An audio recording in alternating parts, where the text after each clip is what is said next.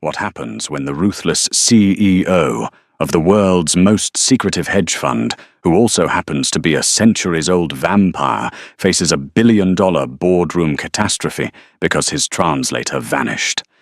He gets saved by a broke waitress, pulling a double shift. Buckle up because this boardroom bloodbath gets wild.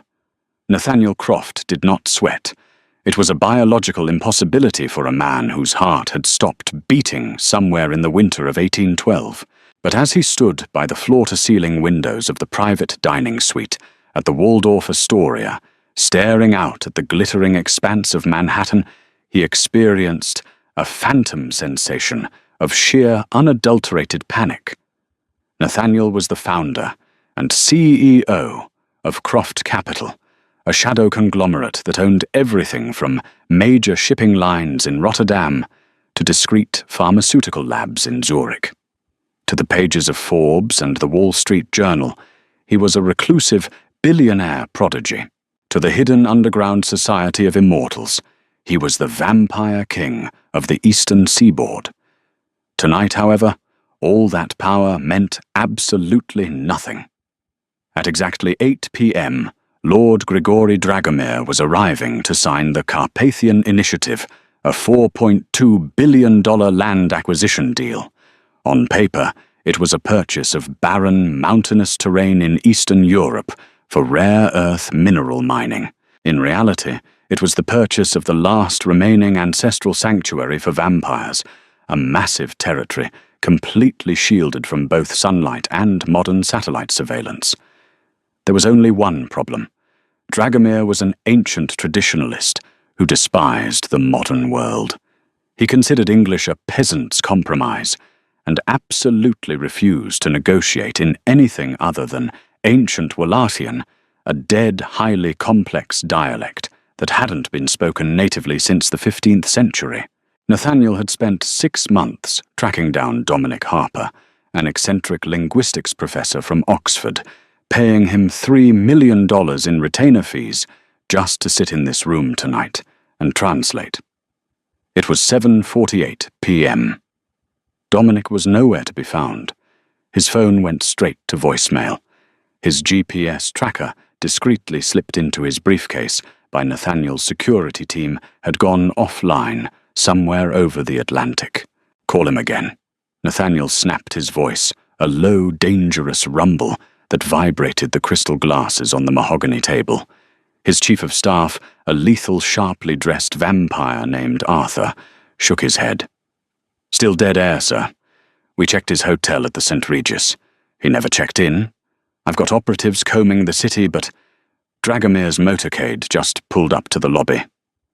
Nathaniel closed his eyes, his perfectly tailored Brioni suit feeling suddenly restrictive. If this deal fell through the rival European covens led by the vicious Vivaldi, Cartel would purchase the land, by morning essentially declaring war on Nathaniel's territory. Decades of peace, billions of dollars, and thousands of immortal lives rested on a contract he literally could not read or discuss. In the corner of the room, completely ignored by the brooding billionaires, stood Clara Jenkins. Clara was 24, running on 3 hours of sleep and desperately trying not to drop a tray of beluga caviar. She was an NYU linguistics PhD student, drowning in an ocean of student debt. To make ends meet, she worked for Lumina Catering, an ultra-exclusive agency that serviced the elite of New York. Tonight was supposed to be simple: pour the $10,000 bottles of Chateau Margaux, don't make eye contact, and collect her $500 paycheck to keep her landlord from evicting her. She watched Nathaniel Croft pace the room. She had to admit, the man was aggressively handsome. He had the kind of sharp, aristocratic features that belonged on a marble statue in the Louvre, with dark, stormy eyes, and an intensity that made the air in the room feel heavy. But he also looked like a man about to face a firing squad. "We stall," Nathaniel told Arthur, adjusting his Rolex. "Offer him the vintage blood wine. Smile. Nod. If we can just get him drunk enough, maybe he'll sign the English draft." "Dragomir doesn't get drunk, sir," Arthur warned quietly. He gets offended. The heavy oak doors of the dining suite swung open. Lord Grigori Dragomir swept into the room, flanked by 4 massive bodyguards whose tailored suits bulged with hidden weapons. Dragomir was an imposing figure, his face scarred his eyes, a pale, terrifying silver. He didn't offer a hand to shake. He didn't even look at Nathaniel. Instead, Dragomir stepped up to the table, slammed his silver-tipped cane onto the floor, and began speaking in a harsh, guttural language that sounded like cracking stones and tearing silk. It was aggressive, rhythmic, and incredibly fast. Nathaniel forced a tight diplomatic smile. "Lord Dragomir, welcome to New York. Unfortunately, my translator has encountered a delay." He gestured politely toward the chairs. "Please sit. Let us offer you some refreshments." Dragomir's eyes narrowed. He spat another rapid-fire sentence, this one louder, his tone dripping with absolute disgust. He pointed a long, ring-adorned finger at the contract on the table, then scoffed, turning on his heel to leave. He was walking away. The $4.2 billion deal was dying right there on the Persian rug. Nathaniel's fangs instantly elongated against his bottom lip, an involuntary stress response. He took a step forward, ready to do something incredibly violent and stupid to keep the old vampire in the room. But before Nathaniel could move, a soft, clear voice broke the tension. "Domnule Dragomir, vă rog să iertați lipsa de pregătire. Onoarea casei sale este a dumneavoastră." Lord Dragomir, please forgive the lack of preparation. The honor of his house is yours. The entire room froze. Dragomir stopped dead in his tracks, his silver eyes snapping toward the corner of the room. Nathaniel whipped his head around his predatory gaze, locking onto the source of the voice. It was the waitress. Clara stood there, her hands shaking slightly, as she held a pristine white napkin over her arm, her cheeks flushed under the heavy, terrifying stares of 6 apex predators. Dragomir took a slow step toward her. He tilted his head, studying her like a puzzle. "Vorbești limba sângelui vechi, o simplă servitoare. You speak the language of the old blood, a simple servant." Clara swallowed hard, her mind racing back to the 4 years she spent agonizing over dead Eastern European dialects for her dissertation. "Nu sunt o servitoare, domnule. Sunt un savant. Și spun că acest om vă respectă prea mult pentru a vă insulta intenționat." "I am not a servant, my lord. I am a scholar, and I say this man respects you too much to insult you intentionally." Dragomir stared at her for a long, agonizing second. Then a booming, echoing laugh erupted from his chest. He turned back to Nathaniel, a cruel smirk playing on his lips. He spoke in broken, heavily accented English. "Your pet human?" Dragomir rasped, pointing at Clara. "She speaks the mother tongue better than the scholars in my court. We will stay, but she translates.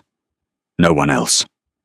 Nathaniel stared at Clara, his dark eyes wide with a mixture of shock, awe, and desperate relief. The Vampire King of New York had just been saved by a girl in a polyester catering vest. "You," Nathaniel said, his voice dropping an octave as he closed the distance between him and Clara. He moved with a terrifying grace, so fast she barely saw him cross the room. Up close, he smelled like expensive cedar crisp winter air and something dangerously electric. Clara felt her heart hammer against her ribs. She was suddenly acutely aware of how tall he was, towering over her 5'4" frame. "What is your name?" Nathaniel asked, his eyes locked onto hers. He could hear the frantic, rapid flutter of her human heartbeat. It was intoxicating. "Clara Jenkins," she stammered, gripping her serving tray like a shield. "Clara." He repeated the name, rolling off his tongue smoothly. "How much is your catering company paying you tonight?" $500, she whispered. I will give you $500,000 right now to sit in that chair, take off that apron, and translate every single word that man says for the next 3 hours. Clara's jaw practically hit the floor. 500,000, $500,000. Cash, check, wire, transfer, whatever you want. I will buy the catering company and make you the CEO if you want. Just sit down and do not let him leave this room. Nathaniel's gaze was intense, pleading but commanding. Clara didn't hesitate. She threw the white napkin onto the serving tray, untied her apron, and walked over to the massive mahogany table. She pulled out the leather chair directly to Nathaniel's right, sitting exactly where the $3 million Oxford professor was supposed to sit. Dragomir took his seat across from them, his bodyguards fanning out behind him like shadows. The room was deathly quiet, save for the ambient hum of the New York traffic 50 stories below. "Let's begin," Nathaniel said, never taking his eyes off Dragomir. For the next 2 hours, the obsidian room became a battleground of high-stakes linguistics. Clara was magnificent. She flawlessly volleyed the ancient archaic Wallachian back and forth, translating Nathaniel's cold, calculated corporate jargon into the poetic, prideful language Dragomir demanded. But as the negotiations deepened, Clara's linguistic brain started to catch on to bizarre anomalies. They weren't talking about zoning permits or mineral rights. Not really. "He says the eastern quadrant of the valley must have reinforced UV shielding," Clara translated, furrowing her brow. "And he is demanding guarantees regarding nocturnal logistics and bloodline security for the local inhabitants." Clara paused, looking at Nathaniel. "Mr. Croft, I'm translating exactly what he's saying, but bloodline security, UV shielding. Are you building a sunproof bunker or a mining facility?" Nathaniel stiffened. Arthur, standing by the door, subtly reached inside his jacket. Humans were not supposed to know. The masquerade was the absolute law of their kind. If a human learned too much, the standard protocol was memory modification or death. Nathaniel looked at Clara. Her brow was furrowed in genuine confusion, her bright, intelligent eyes searching his for an answer. She was brilliant, fearless, and utterly beautiful in the dim lighting of the dining room. The thought of harming her made a strange protective growl rise in the back of his throat. "It's specialized terminology, Clara." Nathaniel lied smoothly, leaning in closer to her so Dragomir wouldn't hear the English. "The UV shielding is for sensitive mining equipment. Bloodline security refers to the hereditary land rights of the indigenous families. Keep going. You're doing perfectly." Clara wasn't entirely convinced, but $500,000 was $500,000. She nodded and turned back to Dragomir. As they reached the final sticking point of the contract, the exact borders of the territory, Dragomir pulled a heavily folded ancient parchment map from his coat. He slammed it on the table. "El vrea să taie valea la jumătate." Dragomir snarled at Clara, pointing a claw-like fingernail at the map. "Spune-i americanului că dacă cartelul Vivaldi află de această slăbiciune, ne vor măcelări pe toți în somn." Clara turned to Nathaniel. "He says he wants to cut the valley in half. He says if the Vivaldi cartel finds out about this weakness, they will slaughter you all in your sleep." Nathaniel's blood ran cold. "Tell him I am fully aware of the Vivaldi threat. Tell him my security forces have the perimeter locked down. No one knows about the structural weakness in the eastern caves except me and him." Clara translated. Dragomir sneered. "Nereușită minciună." Dragomir barked, pulling out a modern smartphone, a jarring sight against his archaic aesthetic. He tossed it across the table to Nathaniel. "Traducătorul tău a fost foarte vorbăreț înainte să-l găsim noi. He says your translator was very talkative before they found him."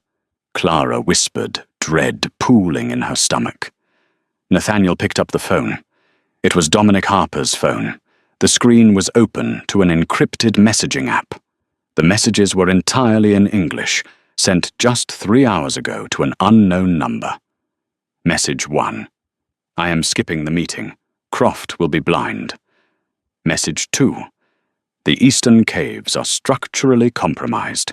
Strike tonight. Vivaldi sends his regards. Nathaniel's eyes flared, a brilliant, unnatural shade of crimson. The temperature in the room plummeted 10 degrees. The glass of water next to Clara's hand literally cracked from the sudden, immense pressure in the air. Clara gasped, pushing her chair back. Nathaniel's face had changed. His cheekbones were sharper, his skin paler, and as his lips parted in pure rage, she saw the unmistakable gleam of elongated fangs. Arthur, Nathaniel commanded his voice, echoing with an inhuman resonance. Lock the doors.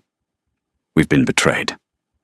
Before Arthur could move, the heavy oak doors of the dining suite exploded inward, shattering into thousands of deadly wooden splinters. The heavy oak doors of the obsidian room didn't just open, they were blown off their hinges. A concussive shockwave of C4 explosives shattered the remaining crystal on the table, sending a cloud of pulverized wood and smoke billowing into the suite. Clara screamed, covering her head, as the blast knocked her backward. Before she could hit the floor, a blur of motion intercepted her. Nathaniel's arm wrapped around her waist, his grip like a vice of cold steel, and he pulled her violently behind the solid, bulletproof mass of the mahogany dining table. "Stay down!" Nathaniel roared over the ringing in her ears, his voice dropping into a terrifying guttural register that shook her to the bone. Through the thick grey smoke, 6 figures poured into the room. They weren't street thugs. They moved with the terrifying, synchronized precision of a Tier 1 military strike team. They were dressed in matte black tactical gear, carrying suppressed Heckler and Coke MP5 submachine guns, their faces obscured by panoramic night vision goggles. But these weren't human mercenaries. As the first attacker opened fire, the muzzle flash illuminated his unnaturally pale skin, and the extended fangs dripping with anticipation. The Vivaldi cartel had sent their elite death squad. The room instantly erupted into a chaotic symphony of violence. Dragomir's massive bodyguards didn't hesitate. Their tailored suits ripped at the seams as they lunged forward, moving with a supernatural velocity that defied physics. Gunfire chewed through the drywall and shredded the priceless Persian rug. These weren't standard bullets. The sharp, acrid smell of burning silver nitrate filled the air. "Arthur, protect Dragomir!" Nathaniel commanded. Arthur, the sharply dressed chief of staff, drew a pair of customized silver-plated Glock 19s from his jacket and laid down a suppressing fire that forced 2 of the assassins into cover, behind a ruined velvet sofa. Clara huddled beneath the table, her hands pressed over her ears, her heart hammering a frantic rhythm against her ribs. She was an NYU grad student. Her biggest crisis this morning had been a declined Metro card. Now she was caught in the middle of a literal turf war between immortal syndicates in the penthouses of the Waldorf Astoria. She looked up and saw Nathaniel. He had stripped off his ruined Brioni suit jacket. His dress shirt was torn, revealing the corded, impossibly tense muscles beneath. His eyes were no longer the deep, stormy brown that had captivated her minutes ago. They were a blazing, luminescent crimson. He looked feral. He looked magnificent. "I need to get you out of here," Nathaniel growled, crouching beside her, his chest heaving with adrenaline. "There's a reinforced service elevator in the kitchen." "I can't outrun them," Clara yelled back over the deafening crack of gunfire. Suddenly, a harsh, clipped voice echoed from the hallway, shouting tactical commands in rapid-fire Italian. "Fuoco di soppressione a sinistra hanno il vecchio in un angolo. Caricate il fosforo bianco!" Clara's eyes widened. She grabbed Nathaniel's arm, her fingers digging into his shirt. "Nathaniel, the leader in the hall. He's speaking Italian.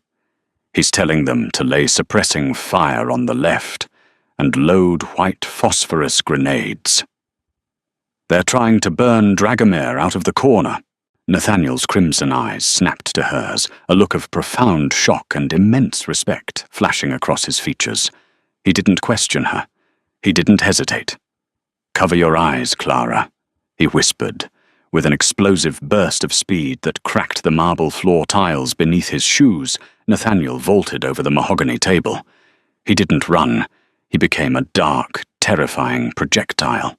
He bypassed the two assassins, engaging Arthur, moving so fast the human eye could only register a shadow. He collided with the strike team leader, just as the man pulled the pin on a thermal grenade. The impact sounded like a freight train hitting a brick wall. Nathaniel drove the assassin backward into the corridor, his hand clamping around the man's wrist, forcing the live grenade back into the attacker's own tactical vest. Nathaniel kicked the mercenary into the center of his squad and blurred backward into the room just as the white phosphorus detonated. A blinding, agonizingly bright flash of magnesium fire engulfed the corridor. The screams of the remaining assassins were short-lived, silenced by the consuming supernatural heat of the blast. The fire sprinklers in the ceiling instantly engaged, raining a cold, torrential downpour over the ruined dining suite. Silence slammed back into the room, broken only by the hiss of water hitting the smoldering debris and the heavy, ragged breathing of the survivors. Nathaniel walked back into the room, drenched from the sprinklers, his white shirt clinging to his frame. His fangs slowly retracted, and the crimson fire faded from his eyes, replaced by the warm, dark brown she had seen earlier. He offered Clara his hand, pulling her up from beneath the table. "Are you hurt?" he asked, his voice entirely focused on her, completely ignoring the devastation around them. I'm okay." Clara breathed, trembling violently, as she took his hand. His skin was cold, but his grip was startlingly gentle. Across the room, Dragomir stepped out from behind a toppled bookshelf. Two of his bodyguards were dead, dissolving into grey ash on the wet carpet. Dragomir's face was twisted in a mask of absolute, unbridled fury. "Tradare!" Dragomir roared, spitting the word like venom. "Asta este o capcană, croft cartelul Vivaldi ne-a găsit. Acordul este mort." Clara didn't even need to wait for Nathaniel's cue. She translated her voice, shaky but clear. "He says it's a trap. He says the Vivaldi cartel found them, and the deal is dead." Nathaniel closed his eyes, a muscle feathering in his jaw. If Dragomir walked out, now the sanctuary was lost.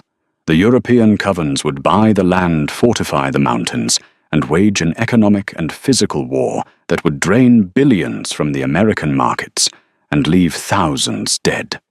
"Tell him," Nathaniel said, his voice deadly calm, "that I saved his life.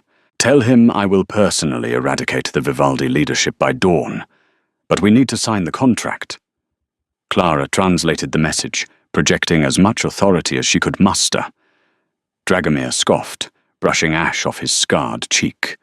He switched to heavily accented English, looking directly at Nathaniel. "You fight well, American, like a true warlord. But your strength doesn't fix the map. Vivaldi knows about the eastern caves. They know the structural weakness. If I sign this land to you, they will breach the sanctuary through the caverns. It is a slaughter waiting to happen." Dragomir turned, gesturing for his remaining guards to follow him to the service elevator. The $4.2 billion deal was walking away. Clara looked down at the table. The ancient parchment map Dragomir had slammed down earlier was soaked from the fire sprinklers, but the ink held. She stared at the specific eastern quadrant Dragomir was so terrified of, the region labeled with the alleged structural weakness. She squinted at the faded 15th century calligraphy. Her mind raced back to her dissertation on the topographic linguistics of the Carpathian Basin. "Wait," Clara said aloud. The word echoed in the dripping, silent room. Dragomir stopped. Nathaniel turned to her. "Wait," Clara repeated, stepping toward the table, tracing her finger over the ancient script. Lord Dragomir, you said your scouts translated this region as a hollow cave system, a structural weakness in the bedrock. Duh! Dragomir snapped impatiently. Pestrigol. Yes. Empty caves. They translated it wrong. Clara said, her voice growing stronger, the linguistic puzzle overriding her fear. She looked up at Dragomir, then at Nathaniel. The Vivaldi cartel's informant told them this area is an empty, structurally compromised cavern they can drill through to invade, but the word written here is apa morta. Nathaniel frowned. Dead water. Exactly. Clara said, her eyes lighting up with sudden, brilliant realization. In modern translation, it just sounds like a stale underground lake. But in the specific 1400s, regional dialect of this map's cartographer, Apa Moata, referred to a pressurized subglacial aquifer. It's not an empty cave. Clara tapped the map emphatically. It's a massive subterranean reservoir holding millions of gallons of freezing water under immense pressure. If the Vivaldi cartel tries to drill through the eastern rock wall to breach the sanctuary... Nathaniel's eyes widened as the tactical reality hit him. They won't breach a hallway, they'll breach a dam. They will drown themselves, Clara confirmed. The moment they breach the rock, the pressure will instantly flood the tunnels. They won't invade the sanctuary. They will be crushed by a subterranean tidal wave. It's not a weakness, Lord Dragomir. It's the greatest natural trap in the world. The room fell dead silent. The only sound was the dripping of water from the ruined chandelier. Dragomir walked slowly back to the table. He stared at the map. He stared at Clara, his silver eyes wide, with a mixture of shock and profound reverence. He looked at Nathaniel. Fatata, Dragomir whispered in Wallachian. Ea aminte unui general roman. Shioki unui vultur. What did he say? Nathaniel asked softly, his gaze fixed on Clara. Clara blushed furiously. He said, I have the mind of a Roman general, and the eyes of an eagle. Dragomir reached inside his soaked coat, pulled out a heavy obsidian fountain pen, and leaned over the ruined table. With a sharp, decisive flourish, he signed the Carpathian Initiative. The land is yours, Croft, Dragomir said in English, capping the pen. He gave Clara a deep, respectful bow. Protect her. She is worth more than all your billions.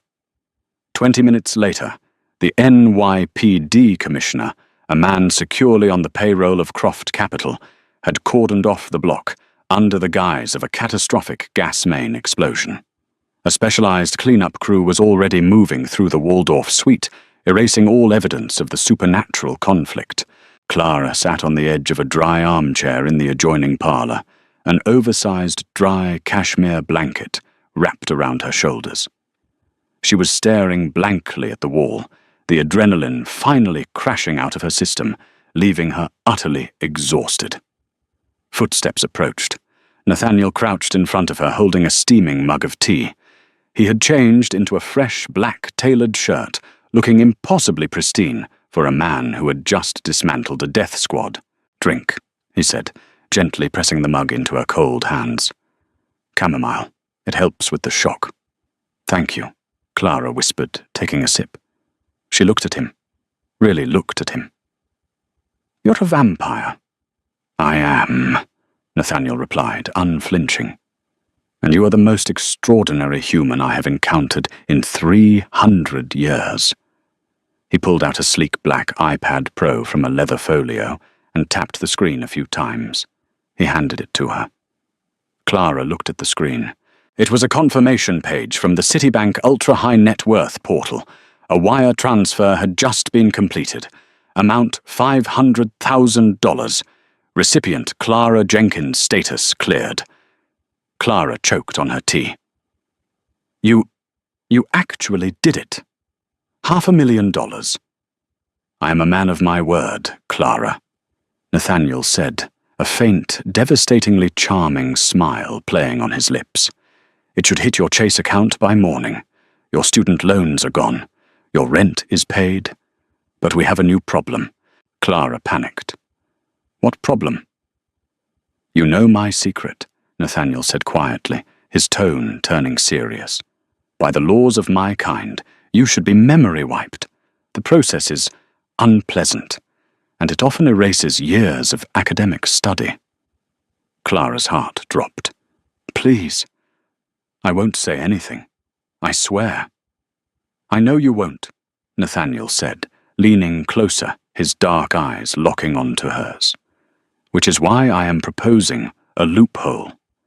The laws dictate that outsiders must be wiped, but employees of Croft Capital who sign a supernatural non-disclosure agreement are exempt.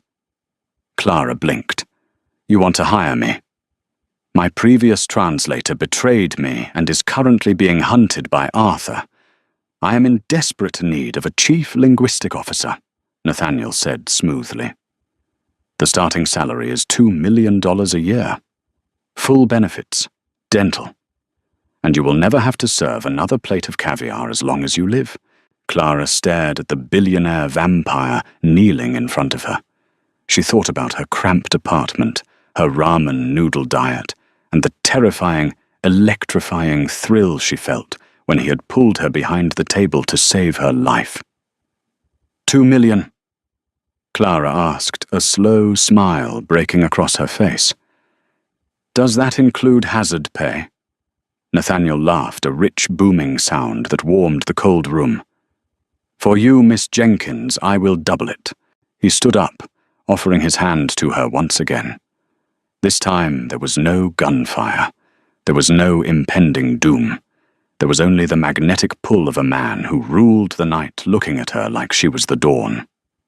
Deal, Clara said, placing her hand in his. As his cool fingers closed gently around hers, Clara realized that translating dead languages was a lucrative business. But falling in love with the vampire king of New York, that was going to be the adventure of a lifetime. Did this billionaire vampire romance leave you breathless? If you loved the intense action, the high-stakes drama, and the ultimate plot twist, hit that like button right now. Share this story with your friends who love a good romance, and don't forget to subscribe to the channel for more thrilling original stories every week. Drop a comment below.